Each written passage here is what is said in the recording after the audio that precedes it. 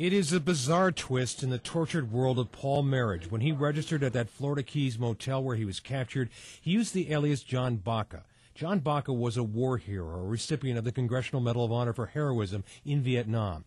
During a raid, he threw his helmet, then his body on a grenade. He survived with severe wounds. All 8 men around him were uninjured. Jim Sitton, in whose house the murders took place, knew Marriage had a sniper-type weapon and took the fact that he assumed the name of a sniper turned hero as an ominous sign. Then a relative added another troubling wrinkle. John Baca.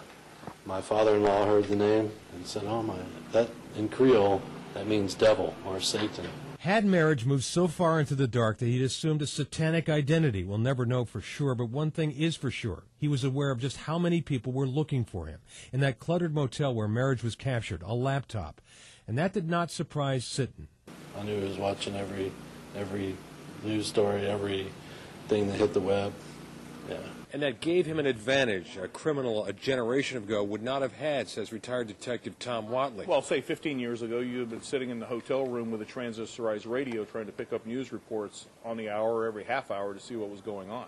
In the last 6 years of his career, Detective Whatley was a computer forensics examiner. In other words, he pored over computer records in many cases, investigating crimes against children. Marriage Computer, he says, may provide valuable evidence, though for a while it gave him an advantage. There's coverage in Miami, there was coverage here in West Palm Beach, and he's watching, and the videos are shown here on Channel 5, he can look at Tim Malloy's reports of what he's covered on the murder. They're going to go through the proper channels and look and see what he was doing, who he was talking to, what internet sites, what emails he was doing prior to the murders.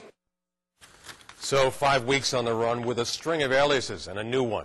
Did anyone ever help Paul Marriage? Was he in contact with someone by email? Did anyone ever know where he was? That computer seized from the motel may hold the key. Shannon.